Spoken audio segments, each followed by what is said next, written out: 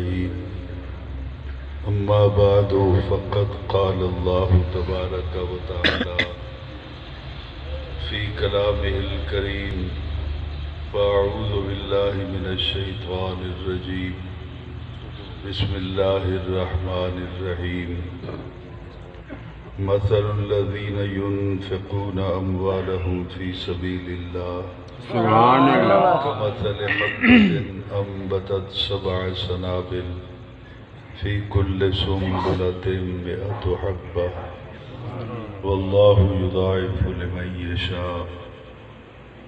وفي مقام آخر يا أيها الذين آمنوا أنفقوا من طيبات ما كسبتم ومما أخرجنا لكم من الأرض ولا تيمموا الخبيث منه تنفقون ولستم بآخذيه إلا أن تغمضوا فيه واعلموا أن الله غني حميد. الشيطان يعدكم الفقر ويأمركم بالفحشاء والله يعدكم مغفرة منه وفضلا والله واسع عليم. صدق الله العظيم وبلغنا رسوله النبي الكريم الأمين ونحن على ذلك لمن الشاهدين والشاكرين والحمد لله رب العالمين. سبحان اللہ صلوا وسلموا على النبي الكريم. الصلاة والسلام عليك يا رسول الله الصلاة والسلام عليك يا حبيب الله الصلاة والسلام عليك يا رحمة للعالمين وسلم عليك وعلى آلك وأصحابك يا شفيع المذنبين. الصلاة والسلام عليك يا جد الحسن والحسين وسلم عليك وعلى آلك وأصحابك يا نبي الحرمين ويا إمام القبلتين ويا وسيلتنا في الدارين. أدركني أدركني أدركني يا رسول الله صلى الله تعالى عليك وسلم بفضل الله تعالى.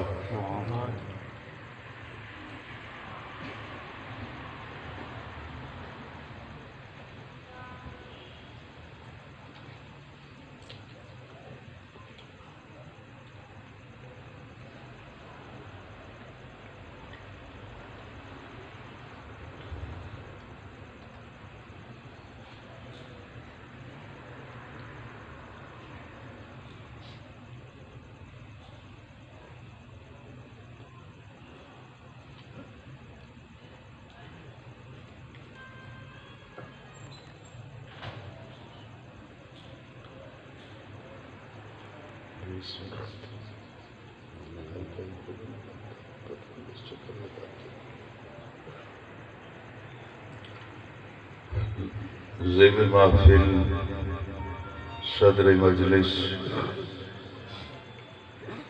قافلہ سالار اہل سنت میر کاروان اہل محبت استاذ العلماء حضرت علامہ قبلہ پیر عبدالواحد صاحب دامت برکاتہم القدسیہ وزی وقار مقتدر و محترم و محتشم حضرات علماء کرام نعت خوانان ذی قدر و معزز سامعین و حاضرین کرام السلام علیکم. وعلیکم السلام. قبل اس کے کہ انتہائی مختصر وقت میں میں اپنی معروضات جناب کی سماعتوں کی نظر کروں، دل سے دعا کیجئے گا کہ خلاق عالم جل وعلا شانہ و عظم برہانہ اپنے پیارے حبیب صلی اللہ علیہ وسلم کے طفیل آج کی اس پروقار محفل ذکر اہل بیت مصطفیٰ صلی اللہ علیہ وسلم نے مجھے حق و صداقت پر مبنی قرآن و سنت کی روشنی میں گفتگو کرنے کی توفیق عطا فرمائے۔ آمین۔ احباب ذی وقار، میں نے قرآن پاک کے 30ویں پارے میں سے 2 آیات مقدسہ کو تلاوت کیا ہے۔ ان کے تناظر میں ہم امام پاک کی عظمت، آپ کے مرتبہ و مقام، آپ کی قدر و منزلت کو سمجھتے ہوئے پھر کربلا سے واپسی کے سفر کا آغاز کریں گے، سبحان اللہ۔ جس طرح کہ مجھے حکم ملا ہے۔ سبحان اللہ۔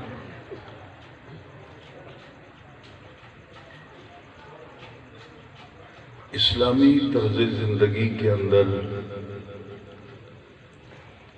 اللہ تعالیٰ نے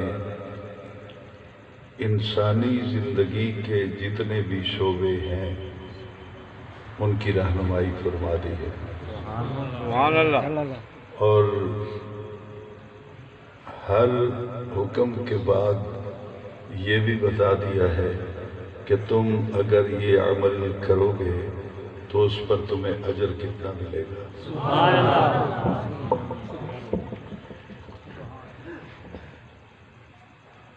اور تمہیں اللہ تعالیٰ کی بارگاہ میں کتنی قدر و منزلت عطا کی جائے گی۔ سبحان اللہ۔ اٹھے بیٹھے سب کچھ ہو جائے گا، کمپیوٹر کو رہتے تھے انشاءاللہ۔ احباب ذی وقار، ہم نماز پڑھتے ہیں، ہم روزہ رکھتے ہیں، وقت پڑے تو ہم جہاد بھی کرتے ہیں۔ اسی طرح ہم اپنی زندگی کے شب و روز میں احکامات الہیہ کی فرما برداری کرتے ہیں۔ آواز زیادہ مجھے نہیں چاہیے، پھر سمجھ نہیں آئے گی۔ اگر صحیح کر سکتا ہے تو ٹھیک ہے، نہیں تو میں مائک ہٹا دیتا ہوں۔ احباب ذی وقار،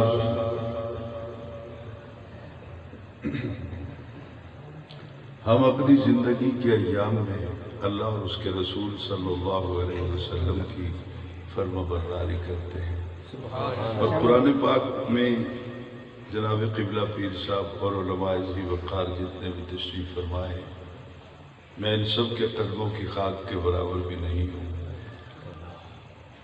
نماز ہو، روزہ ہو، حج ہو، زکوٰۃ ہو، جہاد ہو، قرآن پاک نے ایک قانون بنا دیا کہ من جاء بالحسنۃ فلہ عشر امثالھا، کہ جب بھی تم کوئی نیکی کا کام کرو گے تو اس عمل کے بدلے میں تمہیں 10 گنا زیادہ اجر عطا کیا جائے گا۔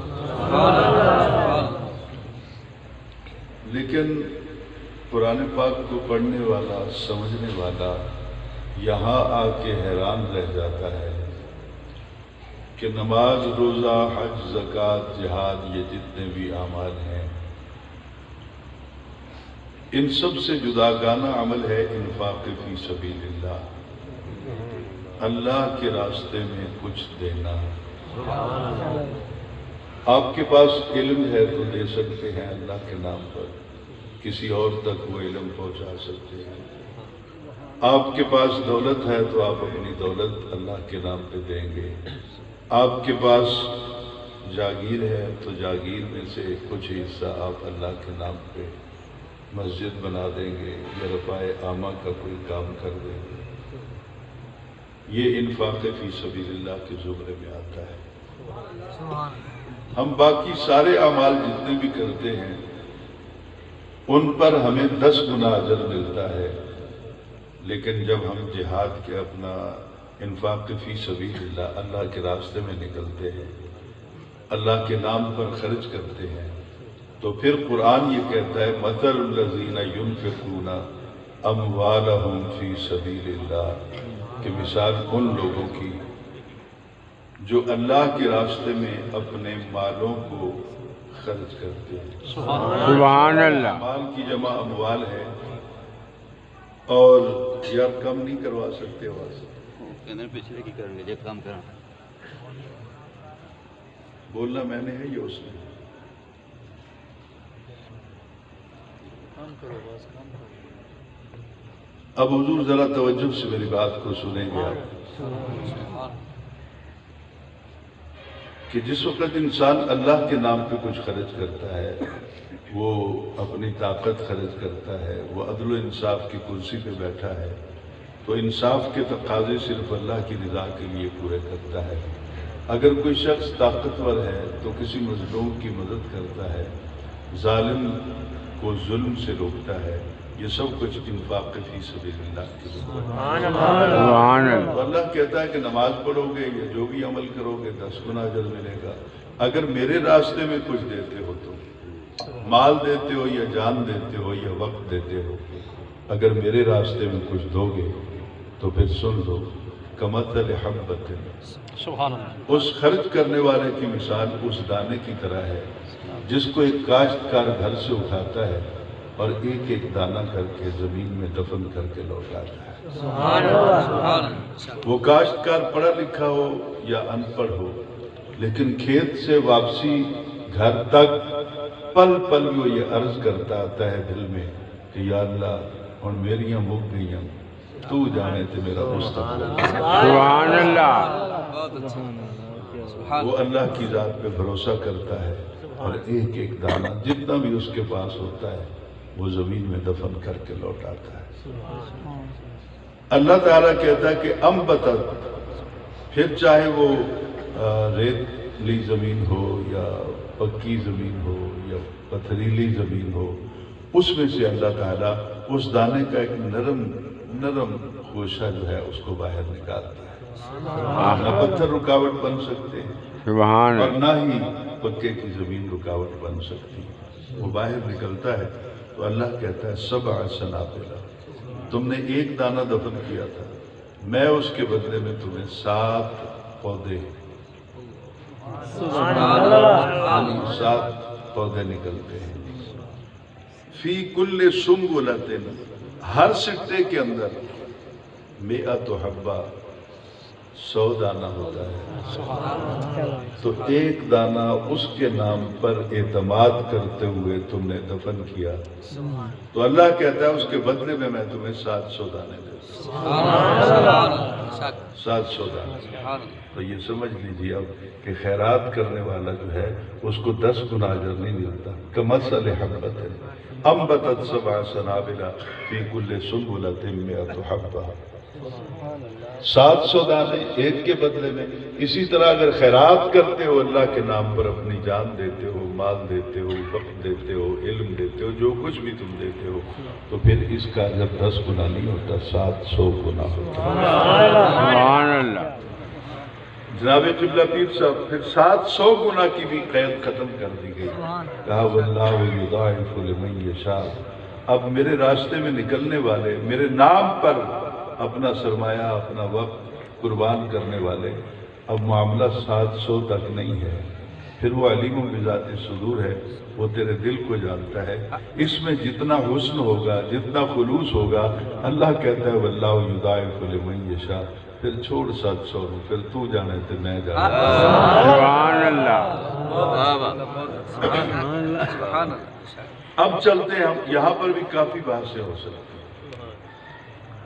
ایک بات تو یہ بھی ہو سکتی ہے کہ جو لوگ کہتے ہیں کہ اگر زندہ ہے تو تم دفن کیوں کر کے آتے ہو؟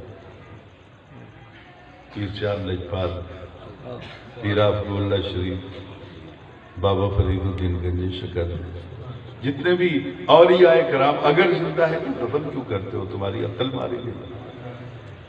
میں کہتا ہوں مولانا، میں یہاں پر تمہارے گھر کی کتابوں سے عبارتیں نہیں پڑھوں گا کیونکہ منزل میری بہت دور ہے۔ میں صرف اس کسان کو پیش کروں گا جس نے نہ منطق پڑھی ہے، نہ ضربت کی گردانیں یاد کی، نہ علت و معلول کے قانون اس کو یاد ہے، نہ اپنا مشار الیہ کے بارے میں کچھ جانتا ہے، وہ سیدھا سادہ ان پڑھ صرف کسان ہے۔ میں اس کو تمہارے سامنے پیش کروں گا۔ جس دن اس نے گندم کو کاشت کرنا ہوتا ہے، ایک دن پہلے وہ گندم اپنے گھر میں کھول دیتا ہے، بیٹی سے، بیوی سے، ماں سے، بہن سے کہتا ہے کہ ਇਹਦੇ ਵਿੱਚੋਂ ਜਿਹੜੇ ਜਿਹੜੇ ਜ਼ਿੰਦਾ ਨੇ ਉਹ ਅਲੱਹਦਾ ਕਰੋ, ਜਿਹੜੇ ਮੁਰਦਾ ਨੇ ਉਹ ਅਲੱਹਦਾ ਕਰੋ। सुभान अल्लाह। ऐसा होता है कि नहीं होता है? यानी जो भी मर चुके हैं उनको अलहदा कर दो। बेटी ने या बीवी ने उनको अलहदा कर दिया। अब जो मुर्दा थे उसने उठाकर जानवरों के सामने डाल दिया। जो जिंदा थे उनको बड़े एहतमाम के साथ सर पे उठा के रास्ते में कलमा तैयबा का विर्द करते हुए वो चला अपने खेत की तरफ। एक एक दाने को दफन कर दिया। जिंदा को दफन नहीं किया जाता ना, एक एक दाना दफन हुआ और पूछा किसान से जाकर ये क्या कर रहे थे, जिंदा है तो दफन क्यों करते हो? तो किसान ने कहा जेड़े उत्ते उम्मीद हो गए ना थोड़ा सी सुभान अल्लाह। ये वापस आ जाएगा, आकर फिर गरीबों की भूख मिटाएगा, बेटियों का जहेज बनाएगा, कर्जा उतारेगा, मंडी का बिजनेस चलेगा, उसको दफन कर देना ये लॉ ऑफ नेचर है।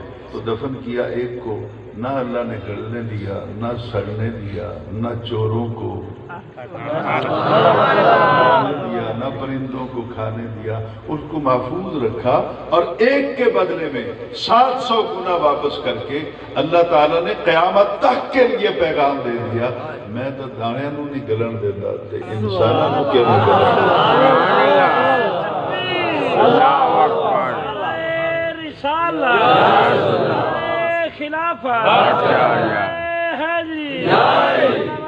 लाइट बंद कर यार।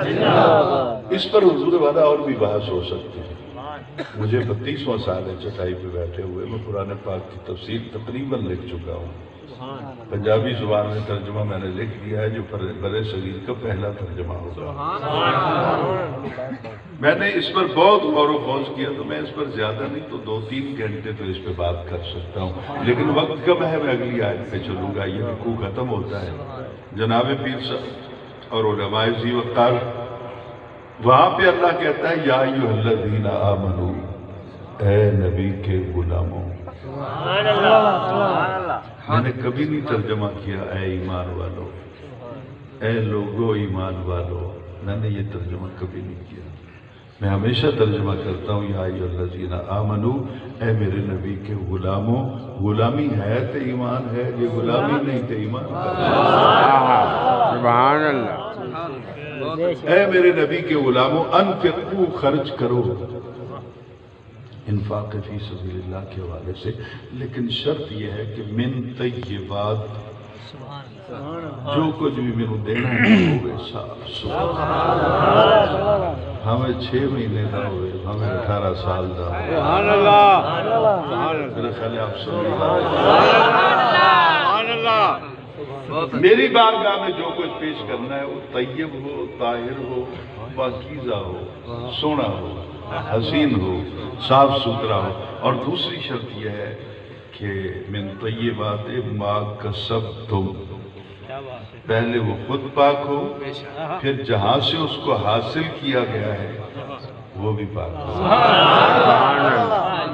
वो सोर्स जो है उस माल को लेकर आगे अल्लाह की बारगाह में पेश करने का, तो सोर्स वो सरमाया वो भी पाक तय्यब और ताहिर होना। अगर चोरी करके किसी के पैसे और आपने बकरा लेकर कुर्बानी की या खैरात, तो अल्लाह कबूल नहीं करता। बेटियों का हक मार के बड़े बड़े खैरातें करते हैं, वो भी अल्लाह कबूल नहीं करता। बहनों का हक मार के, माओं का हक मार के, गरीबों का हक मार कर जो तुम्हारे पास सरमाया आता है वो माले हराम है। और माले हराम से जो कुछ भी खरीद कर तुम जितना भी तय्यब व ताहिर अच्छा जानवर खरीद कर भी खैरात करोगे, अल्लाह कबूल नहीं करेगा, तुम्हारे मुंह पर मार देगा। बस इतना सोच लेना, जो आम बेटी का हक मारे, बहन का हक मारे, माँ का हक मारे, भाई का हक मारे, बाप का हक मारे, अल्लाह उसकी इबादत भी कबूल नहीं करता। जो नबी का हक मारे, जो सहाबा का हक मारे, جو اہل بیت اطہار کا اولیاء کرام کا حق مارے، پھر وہ چاہے سارا دن تو کیا 40 دن کا چلہ بھی لگا کے آ جائے، کچھ نہیں ہوتا۔ آگے ہے وَمِمَّا أَخْرَجْنَا لَكُم مِّنَ الْأَرْضِ، مما علماء بیٹھے ہیں، یہ اصل میں من ما ہے۔ اب قانون کے مطابق ادغام ہوا، کس طرح ہوا، کیا ہوا، میں تو نالائق سا آدمی ہوں، کسی عالم دین سے پوچھ لیجئے گا۔ وَمِمَّا، اور اس میں سے جو اخرجنا، ہم نکالیں، ہم خیرات کر کے 4 پیسے دے کر نہ کسی پروگرام میں یا مسجد میں بڑے اتراتے پھرتے ہیں، تو قرآن کہتا ہے وَمِمَّا أَخْرَجْنَا، او دے وچوں جڑا میں کڈھیا زمین چوں، لکم تیرے واسطے، من الارض زمین میں سے، اپنے پاس سے کچھ نہ دینا، جو میں نے دیا ہے وہ تو دے دے۔ اگر بات سمجھ میں آ رہی ہو، اپنے پاس سے نہ دینا، یعنی باپ نے بیٹے کو 1000 روپیہ دیا تو کوئی مانگنے والا آ گیا، تو باپ کی جیب میں تو وہی تھا جو بیٹے کو دے دیا اس نے، تو بیٹے کی طرف باپ دیکھتا ہے اور بیٹے کی مرضی نہیں ہے دینے کی، تو باپ کہتا ہے پلے وہ نہ دے، جڑے میرے کو لہنی وہ دے۔ تو کہا وَمِمَّا أَخْرَجْنَا لَكُم مِّنَ الْأَرْضِ، اور اس میں سے جو ہم نکالیں تمہارے لیے۔ حضور اس میں بھی سیرت الواحد صاحب، اس میں بھی بڑا ایک رمز ہے، نکتہ ہے۔ کہا اخرجنا، نکالیں گے ہم، سارے پروسیجر میں پورے کروں گا، پروسیس، لکم ہوگا تیرا، مجھے نہیں ہے ضرورت کسی چیز کی بھی، وہ تیرا ہوگا۔ اب سوچتا ہوں کبھی کبھی میں بیٹھ کر،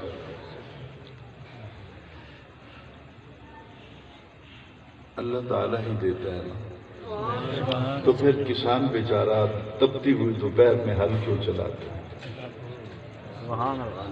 اللہ ہی دیتا ہے نا، تو مزدور ٹوکری کیوں اٹھاتا ہے؟ اللہ ہی دیتا ہے نا، تو پھر بزنس مین اپنے لاکھوں روپے لگا کے، کروڑوں روپے لگا کے پریشان کیوں بیٹھا ہے؟ پھر نوکریاں کیوں کی جاتی ہیں؟ اللہ دیتا ہے تو کبھی کھیت کے وسیلے سے، کبھی نوکری کے وسیلے سے، کبھی ٹوکری کے وسیلے سے، کبھی بزنس کے وسیلے سے۔ میں نے ایک بہت بڑا جماعت اہل سنت کا مسئلہ بیان کر دیا، آپ کی توجہ نہیں، سبحان اللہ۔ کبھی مٹی کے وسیلے سے، مٹی کا وسیلہ جائے تو گھر گھر بیٹھ کے کھاندے پہ رہو، تے وسیلے کا انکار بھی کرتے پہ رہو۔ مختلف وسیلوں سے دیتا ہے، ٹھیک ہو گیا، مختلف وسیلوں سے دیتا ہے، لیکن سامنے نہیں آتا۔ تو یا اللہ، اگر نہیں تو قوم موسیٰ علیہ السلام کے لیے منو سلوہ اتر سکتا، حسن تو تیرے سونے محبوب دے امتی، اور کنتم خیر امت کی سند تو نے ہمیں دی، وَكَذَلِكَ جَعَلْنَاكُمْ أُمَّةً وَسَطًا، یہ سند بھی تو نے ہمیں دی۔ جو لگتے ہاتھ سناتا چلو، پتہ چلے آپ کو کہ حسین نواسہ کس کا ہے۔ حضور آگے ہے لِتَكُونُوا شُهَدَاءَ عَلَى النَّاسِ، اللہ نے تمہیں بہترین امت بنایا، اس کی وجہ یہ ہے کہ قیامت والے دن تم لوگوں پر گواہ بن کے آؤ گے، لوگوں کے مخالف گواہ بن کے آؤ گے۔ کب؟ جب قیامت والے دن سب امتیں اللہ کی بارگاہ میں پیش ہوں گی، اللہ پوچھے گا کہ تم نے میرا حکم کیوں نہیں مانا؟ سارے آخر یا اللہ سانوں تک کسی نے تیرا حکم پہنچائے، کہا میں نے اتنے نبی بھیجے، تم کہتے ہو آئے ہی کیوں نہیں؟ کہ تیرے نبیوں نے بھی ہمیں نہیں بتایا کہ تو وحدہ لا شریک ہے۔ جھوٹ بول دیں گے، نبیوں پہ الزام لگا دیں گے۔ اب اللہ تعالیٰ انبیاء کرام کو بلا کے پوچھے گا کہ تمہارے خلاف دعویٰ آ گیا ہے کہ تم نے میرا پیغام نہیں پہنچایا، یا تو گواہ لے کے آؤ جو تمہارے حق میں گواہی دیں، نہیں تو پھر فیصلہ دوسری سے بھی چلا جائے گا۔ انبیاء کرام میدان محشر میں نکلیں گے، اگے کھڑے ہونا ہے نبی دے نوکر۔ کاش میں سمجھا لیتا اپنی بات کو، شاید آپ کا مزاج اس طرح سننے کا نہیں، میری مجبوری ہے۔ اب غور سے حضور آگے کھڑے ہوں گے، ہم نالائق، نکمے، گناہگار، ہم کھڑے ہوں گے تو نبی آ کے کہیں گے یار اج ساڑی عزت دے اوتے حرف آندا پیا گواہ بن سو. سبحان اللہ.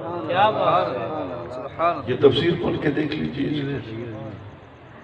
علامہ ابن جریر کو پڑھیں, علامہ ابن کثیر کو پڑھیں, شاہ عبدالعزیز محدث ریلوی کو پڑھیں, آپ جتنے بھی بڑے بڑے ہیں ان کو پڑھ کے دیکھیں. نبی ہمیں پکار کے کہیں گے کہ ہماری گواہی دیتے ہو. مقدمے دا اہم ستون جڑا ہے وہ گواہ. گواہ کمزور ہو گئے تو مقدمے ہر جانے. تو اللہ کے سارے نبی ہمیں کہیں گے کہ ساڑھے گواہ بن دے ہو, تو ہم اللہ کی بارگاہ میں پیش ہو جائیں گے. ہم جا کے اللہ کی بارگاہ میں عرض کریں گے کہ یا اللہ یہ جتنے بھی ہیں مردود یہ جھوٹ بول رہے ہیں, تیرا ہر نبی سچا ہے, تیرا ہر نبی تیرا ہر نبی طیب طاہر افضل اعلیٰ ہے, تیرے ہر نبی نے تیرا پیغام پہنچایا. تو دوسری امتوں کی طرف سے اپلیکیشن موو ہو جائے گی. وہ درخواست دے سن کہ یا اللہ یہ تو جمعی نام ہے, انہوں نے تو نبی بھی بعد چاہیا خاتم النبیین حضرت محمد مصطفیٰ صلی اللہ علیہ وسلم. یہ تو تھے نہیں اس وقت, یہ کیسے گواہ لے کے آئے تھے نہیں اور پھر گواہ بن کے الٹا آ گئے. اس وقت نبی پاک آئیں گے وَيَكُونَ الرَّسُولُ عَلَيْكُمْ شَهِيدًا, سرکار اپنا دامن پھیلا کر اللہ کی بارگاہ میں عرض کریں گے یا اللہ میرا اے بھی سچا ہے, سبحان اللہ, میرا صدیق بھی سچا ہے, میرا عمر بھی سچا ہے, میرا عثمان بھی سچا ہے, میرا علی بھی. یعنی ایک ایک کو نشان. مجھے یہ بتائیے کہ سرکار جب کرم پر ہماری عزت اس وقت داؤ پہ لگی, اگر گواہی ریجیکٹ ہو جاتی تو پورے میدان حشر میں یہی ہوتا نا کہ ہم جھوٹ بول رہے ہیں. لیکن اس وقت جب کوئی نہیں تھا عزت بچانے والا, زہرا کا بابا سبحان اللہ, اور حضور کہیں گے کہ میرا اے بھی سچا ہے, میرا اے بھی سچا ہے, میرا اے بھی سچا ہے. اور حضور کہتے جان گے کہ سچے میرے نوکر, میرے غلام, میرے امتی. اور اللہ تعالیٰ ایکسیپٹ کر رہا ہے, قبول کرے گا کہ ٹھیک ہے سونا تو جو کہنا. آخر انہوں نے تو اسے سن کر گواہی دی ہے تو میں ان کی سچائی کو قبول کرتا ہوں. حضور کہتے ہیں کہ سچے اللہ تعالیٰ کرتا ہے قبول. اور میں نالائق ہوں, ہو سکتا ہے صبح مجھ پہ فتوے لگ جائیں تو کوئی بات نہیں, میں بیٹھ کے بات کروں گا. میدان چھوڑ کے بھاگنے والا خون میرے جسم میں نہیں ہے. حضور میں ڈنکے کی چوٹ پر کہتا ہوں میدان حشر کے اندر نبی ہماری سچائی کی گواہی دے گا, اللہ تعالیٰ قبول کر لے گا. جدوں اسی ہے سچے ہاں پھر حساب کا سبحان اللہ. نعرہ تکبیر, نعرہ تکبیر, نعرہ رسالت, نعرہ رسالت, نعرہ تحقیق, نعرہ حیدری, علماء اہل سنت. حضور میں اس طرح باتیں کرتا رہوں گا تو پھر میں تو بہت دور نکل جاؤں گا. کلاس روم میں اسی طرح کڑی سے کڑی ملتی رہتی ہے, 2-2 گھنٹے کا لیکچر بھی ہو جاتا ہے, 3 کا بھی ہو جاتا ہے, کبھی 4-4 دن اپنے جب کلاس پیریڈ آتا ہے تو یہ چلتا رہتا ہے. یہاں تو میں نے مخصوص وقت میں بات کرنی ہے. اب غور کیجئے گا حضور والا, میں عرض کر رہا تھا کہ اللہ تعالیٰ نے اپنے محبوب صلی اللہ علیہ وسلم کے غلاموں کو سامنے آ کر کیوں نہیں دیا؟ پتہ لگ جاتا سارے انہوں کہ سونے دے نوکر ہیں کہ رب آپ مردہ پہ. لیکن ایسا نہیں, اللہ تعالیٰ دیتا ہے کبھی کھیتوں کے وسیلے سے, کبھی نوکری کے وسیلے سے, مزدوری کے وسیلے سے اور تجارت کے وسیلے سے, وسیلوں سے اللہ تعالیٰ دیتا ہے. ٹھیک ہو گیا, سامنے آ کے کیوں نہیں؟ تو سن لیجئے, اگر تانوں پوے لوڑ 10,000 دی, 20,000 دی, لکھ دی تو تہاڈی جیب وچ نہ ہو, پتراں کول بھی نہ ہو, دھیاں کول بھی نہ ہو, تے بینک تے ہونی بالکل نہ. پھر آپ نکلتے ہیں دوستوں کے پاس, یار مشکل ویلا ہے, ذرا 50,000 روپیہ میں دے میں تینوں واپس کر دے. تو جو آپ کا دوست آپ کے ہاتھ پر آپ کی ضرورت رکھے گا सारी जिंदगी तुसा उहदे सामने अखा नहीं चुक सकते, शर्मिंदा एहसान हो जाओ। ये दुरुस्त है ना? कभी आप उसके सामने ऊंची बात नहीं कर पाएंगे क्यों? उसने तुम्हारे सामने तुम्हारे हाथ पर वो जरूरत रखी है जिसकी तुम्हें जरूरत थी, तलब थी, तो अब सारी जिंदगी शर्मिंदा हो जाओगे। मैं एक बात करने चला हूँ आपके लिए नहीं, उलमा के लिए, और आप भी अगर समझ लेंगे या जिस तरह साथी बैठे हैं सुनने वाले, तो मेरी आखिरत संवर जाएगी और मैं खुश होके जाऊंगा कि इंसानों के समंदर में कुछ दीवाने तो थे। अब गौर से सुनिएगा, जेड़ा सामने आके देवे बंदा शर्मिंदा हो जाता ਉਹਦੇ सामने, अल्लाह ताला सामने आके नहीं देता कि मेरे नबी का नौकर शर्मिंदा। सुभान अल्लाह। और यहाँ भी मैं अपनी असेसमेंट देता हूँ पूरी जिम्मेदारी के साथ। मैं डंके की चोट पर कहता हूँ, जो खुदा तुम्हें और मुझे इस दुनिया में शर्मिंदा नहीं करता, वो कब्र में और हशर में शर्मिंदा करता।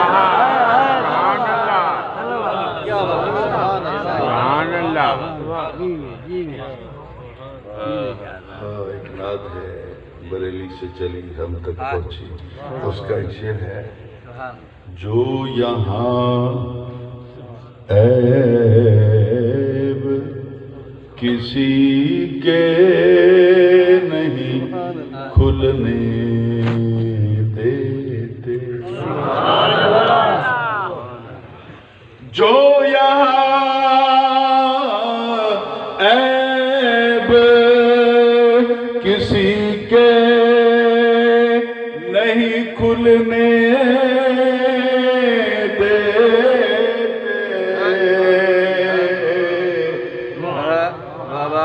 कब वो चाहेंगे,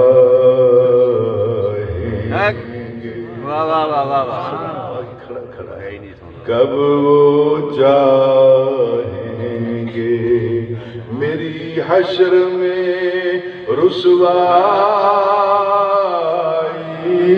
हो, कब वो चाहेंगे। आगे चले हुजूर, फिर ठहरेंगे तो फिर देर हो जाएगी। मैं तो दीवाना साहब हूँ, फिर आपसे दुआ करेंगे पीर साहब को, हज़रत अल्लामा मौलाना पीर अब्दुल वाहिद साहब और बाकी उलमा।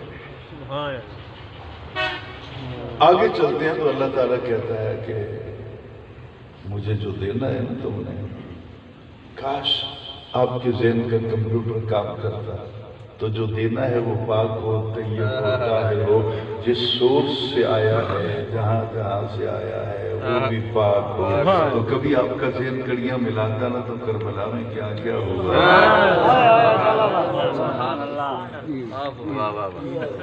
अल्लाह करे आहिस्ता आहिस्ता आपका मिजाज बनता चला जाएगा। वो कहते हैं ना कि राह पर उनको लगा तो लाए हैं बातों में,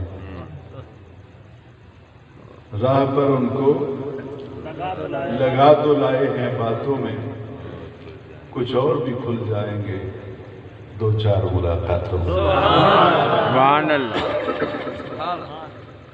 अब हुजूर चलते हैं अपनी मंजिल की तरफ। अल्लाह ताला कहता है कि वो जो मिट्टी से निकालता हूँ वो भी तेरा है, लेकिन इतना ख्याल रखना कि कभी भी वला तयम्मम इरादा भी न करना, अल खबीसा रद्दी चीज मेरे रास्ते में देने के बारे में तसव्वुर भी न करना। इस्लाह मुआशरा के लिए यहाँ पे मैं अर्ज करता हूँ, हमारे यहाँ वलीमे की दावत होती है या कुल खानी 40वां देंगे पकड़ी, सारा दिन जो खाना बचता रहता है वो टब में डालते रहते हैं, शाम को वही खाना गरीबों में बांट देता है। वो जिसके कपड़े फटे हुए मक्तब बन के तेरे दरवाजे पे खड़ा है, तू उसको तो नहीं दे रहा, तू तो उसको दे रहा है। सुभान आहा। वो खाना जिसको तेरी माँ पसंद करे, और फिर सारा दिन बढ़ता है खाना। पास अगर कोई मदरसा हो तो वहां भेजना भी मुनासिब नहीं समझते। तो अल्लाह कहता है वला तयम्ममु खबीसा मिन्हु तुनफिकून, कोई रद्दी चीज कभी मुझे देने का इरादा भी ना करना, वलस्तुम बिआखिज़ीह, وہی چیز کوئی تینوں دے تو ہاتھ نہیں لاؤں اللہ تک میں تو یہ علیحدہ گل ہے کہ دین والا کو ڈاڈا ہوئے کہ تو اکھاں بند کر کے لے لو لیکن اس میں استعمال نہ کر وَاعْلَمُوا أَنَّ اللَّهَ غَنِيٌّ حَمِيدٌ اچھی طرح جان لو کہ اللہ تعالیٰ بے نیاز بھی ہے اور سراہا ہوا ہے، وہ تمہاری تعریفوں کا محتاج نہیں ہے۔ جو بات میں کہنے کے لیے دو آیتیں پڑھ کے آیا ہوں، تیسری میں ہے الشیطان یعدکم الفقر۔ جدوں بھی تسی خیرات واسطے نکلنا ہے، انفاق فی سبیل اللہ واسطے خیرات کرنی تو شیطان نے دوڑ دے ہوئے آدھا شیطان نہیں، یہاں پہ الشیطان ہے، الف لام معرفہ ہے، یعنی مخصوص شیطان آئے گا تیرے من کے دروازے پر دستک دے گا، یعدکم الفقر، اے جڑا لاکھ روپیہ تو خرچ کرتا پہ تو بھوک مر جا سکتا، تو اپنے پترہ کو کیوں نہیں دیتا، کاروبار کیوں نہیں بڑھا دیتا، اے خیرات کیا ہے؟ یہ قرآن پاک سامنے پڑھا ہے، اگر مرضی سے کہہ رہا ہوں تو کاش پہ میری کرتا ہے، اور اگر میں قرآن پڑھ رہا ہوں ساڑھی من نہ من قرآن دی تو من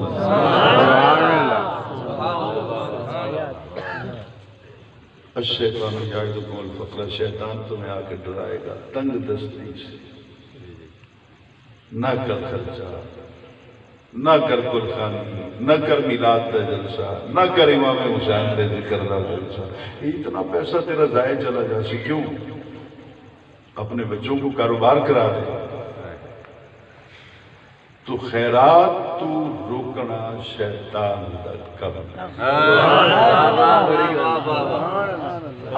وہ جڑے بھی روح پہ چاہتے، میں نہیں کہہ رہا، قرآن کہہ رہا، الشیطان یعدکم الفقر، شیطان تمہیں تنگ دستی سے ڈرائے گا، اور جب تم ڈر کر خیرات کرنا چھوڑ دو گے تو پھر کیوں نہ وَيَأْمُرُكُمْ بِالْفَحْشَاءِ، ہوں وہ ڈرائے گا نہیں بلکہ تہاڈا حکمران بن کے، آمر بن کے تسی معمور ہو جا سو، وہ دا حکم منسو کہ بالفحشاء، پھر فحاشی اور یعنی بے حیائی تہاڈے اندر پیدا ہو جائے۔ پتہ چلا کہ وہ معاشرے ہمیشہ سیدھے راستے پر چلتے رہتے ہیں جو خیرات کرتے ہیں، جن فیملیز میں، جن معاشروں کے اندر خیرات کا عمل رک جاتا ہے، پھر اس کے بعد اگلا سٹپ بے حیائی ہے، دوسرا کوئی بھی نہیں۔ اور اس کے مقابلے میں جناب قبلہ پیر صاحب اللہ کہتا ہے واللہ یعدکم مغفرۃ منہ وفضلا، شیطان تو ڈراسی نہ ڈرے، ایک کم کر لے اگر کہ اللہ تو وعدہ کرتا ہے قرآن پاک کے اندر کہ اللہ تو دو چیزاں عطا کر سی، ایک تو مغفرت اور دوسرا اپنا فضل۔ سبحان اللہ۔ فَإِذَا قُضِيَتِ الصَّلَاةُ قضیت ضربت کے وزن پہ آئے گا، جب تم پڑھ لو نماز جمعہ، فَانْتَشِرُوا فِي الْأَرْضِ، پھر چلے جاؤ اپنے اپنے کام پر، وَابْتَغُوا مِنْ فَضْلِ اللَّهِ، اللہ کا فضل تلاش کرو، جنس خرید کے رکھ لو، جب نکلے گی فضل ہے، کھیت میں جاؤ جا کے فصل کاشت کر دو، جب وہ اٹھے گی، اٹھان ہوگی، جوان ہوگی، پک جائے گی، اللہ کا فضل ہے۔ تو آدمی محنت کے بعد، طلب کے بعد جو کچھ لیتا ہے وہ فضل ہوتا ہے۔ ٹھیک ہو گیا، فضل کے لیے سٹرگل کرنی پڑتی ہے، بھاگنا پڑتا ہے۔ اللہ کہتا تو صرف خیرات کر، بھاویں 10 روپے کی خیرات کر، جتنی تیری اوقات ہے اتنی کر، جب تیرے کل 72 نہیں تو نہ صحیح۔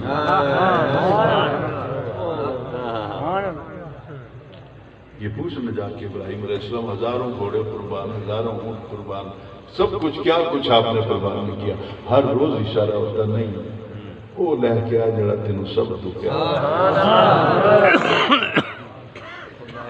بالآخر حضرت ابراہیم علیہ السلام پہنچ گئے اپنے بیٹے کے پاس، کتنے برسوں کے بعد ملاقات ہوئی، اور جاتے ہی بیٹے کو بٹھا دیا، یا بنیا انی اری فی المنام، بیٹا میں نے خواب دیکھا ہے، انی اذبحک، کہ میں تجھے ذبح کر رہا ہوں، فانظر ماذا تری، تو دس تیری رائے کی ہے دے بارے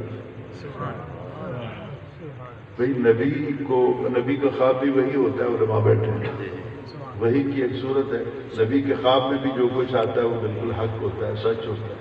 اب ایک بات حق ہے پھر نبی سے پوچھ رہا ہے کہ فنظر ماذا ترا، تیری رائے کی ہے.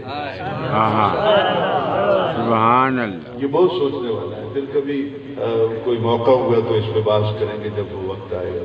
اب غور سے میری بات کو سنیے گا حضور والا. فنظر ماذا ترا، تیری رائے کیا ہے؟ تو حضرت اسماعیل علیہ السلام آخر نبی کا پتر ہے، خود بھی نبوت کا تاج پہن کیا ہے. تو آپ نے کیا فرمایا؟ کہا کہ قال یا ابت، عرض کی تھی کہ ابا افعل ما تؤمر. باپ سے کہا کہ ابا جی جڑا حکم ہویا نا تو وہ تے عمل کرو، نہ میری لت ہل سی نہ میری باہ ہل سی.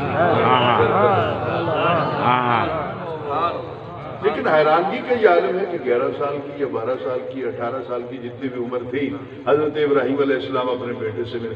شکوہ کوئی نہیں کیتا پتر نے، ابا آیا میں 12 سال تو بعد. پھر بھی ہاتھ چھری لے کے نہ حال پوچھا ساڑی گزری کے رہے، پیاسے رہے، کچھ نہیں رہا، پانی کس طرح ہے، کچھ حال سے کچھ نہیں. آتے ہی کہا کہ میں تجھے ذبح کرنا کے لیے آیا ہوں، مجھے اپنے رب کا حکم. تو جو حکم ملا ہے، میں جو بات کرنا چاہتا ہوں اب میں بالکل سیدھا کربلا کی طرف ہی چلا جاؤں گا. جناب قبلہ پیر عبد الواحد صاحب اس آیت کو سامنے رکھیے. وہ جو آج لیٹا ہوا ہے نا بنا میں، اس نے 12 سال 13 سال دکھ برداشت کیے ہیں. تبتی ہوئی دوپہر گھر نہیں تھا، پانی ختم ہو گیا، پھر وہ ایڑیاں لگی تو پانی آ گیا، اور کھانے پینے کی چیزیں وہاں دور دور تک کوئی نام و نشان نہیں تھا. قبیلہ جرہم کے لوگ بعد میں آئے. یہ سب کچھ ہوا تنہائیوں میں. ایک ماں اور ایک بیٹا اپنا وقت گزارتے رہے. دکھ سہنے کی عادت ہے نا. جو کسان بیٹھے نا سو وہ جڑے دوپہر ویلے بھی کنک کپڑے بیٹھے، انسان ہی گرمی لگتی ہے لیکن وہ برداشت کرتے کرتے عادی ہو گئے. آج بھی میں نے بابے دیکھے ہیں جو اپنے گھر سے اگر شاید 2-4 کلومیٹر ہے تو سائیکل پہ جاتے ہیں، پیدل چلے جاتے ہیں. اور مجھ جیسے لوگ نہ گرمی برداشت کر سکتے ہیں نہ سردی. تو برداشت جو کرتا رہا ہو اس کو دکھ کم محسوس ہوتا ہے. سبحان اللہ. بات کو سمجھے گا میں فلسفہ رکھتا ہوں. لیکن پھر بھی حضرت اسماعیل علیہ السلام نے کہا کہ بابا اپنی آنکھوں پہ پٹی باندھ دو اور میرے ہاتھ اور پاؤں باندھ دو. چھری چلتے وقت میں ہل گیا، اگر وقفہ بن گیا، ارتساس کا عمل آ گیا تو تیرا یار ناراض نہ ہو جائے. اور میرا بہتا ہوا خون اگر آپ نے دیکھ لیا اور آپ کے من میں ایک لمحے کے لیے غیر کی محبت آ گئی تو کہیں آپ کا رب ناراض نہ ہو جائے. اس لیے میرے ہاتھ پاؤں باندھ دو، اپنی آنکھوں پہ پٹی باندھ دو. اس کو تو دکھ سہنے کی عادت ہے. 11 سال 12 سال 13 سال آپ جتنے بھی جس تفسیر پر بھی آپ اپنا جس کو بھی ایکسیپٹ کرتے ہیں. حضور والا وہ جڑا کربلا اپنے باپ دی جھولی دے وچ ہے بھی 6 مہینے دا، انہیں تو کبھی دکھ سیا نہیں. اس کو تو دکھ برداشت کرنے کی ابھی عادت ہی نہیں، ماں کی گود میں کھیلتا ہے نا. ادھر نبی ہے ادھر غیر نبی ہے. حضرت علی اصغر نبی تھے اور نہ امام حسین نبی تھے، اور ادھر ابراہیم علیہ السلام بھی نبی ہیں جو لیٹا ہوا گردن کٹوانے کے لیے تیار ہے، وہ بھی نبی ہے. گردن نہیں کٹی، آنسو پھر بھی بہ گئے. سبحان اللہ. گردن نہیں کٹی، زمین پھر بھی لرز گئی. گردن نہیں کٹی، باپ کا دل بے قابو ہو گیا، دھڑکنے لگا، اور ادھر تو سب کچھ کٹ گیا. کتنا حوصلہ تھا نبی کے نواسے میں، کتنی جرت تھی نبی کے نواسے میں. اور حضرت اصغر کو سامنے لا کر سامنے لوگوں کے دکھایا کہ وہ شہید ہو رہے ہیں. لیکن دنیا آج تک حیران ہے. چھوٹا بچہ تھوڑی بہت چیخ مار رہا ہے، پر امام دے پتر نے قطعاً چیخ نہ مار کر قیامت تک کے لیے ثابت کر دیا. تسا میرے پیو دا صبر آزما دے ہو، میرا صبر تے آزما کے دیکھو. سبحان اللہ. حضرت سیدنا امام حسین رضی اللہ تعالی عنہ علیہ السلام، روایت میں آتا ہے کہ آپ جب شہید ہو گئے اور آپ کا سر انور، میں نے کوئی شہادت نہیں پڑھنی ہے، میں نے تو صرف واپسی بیان کرنی ہے، تو واپسی کا یہ پہلا مرحلہ ہے۔ آپ کا سر انور نیزے کی نوک پر تھا، اور وہ نیزے کی نوک پر اوپر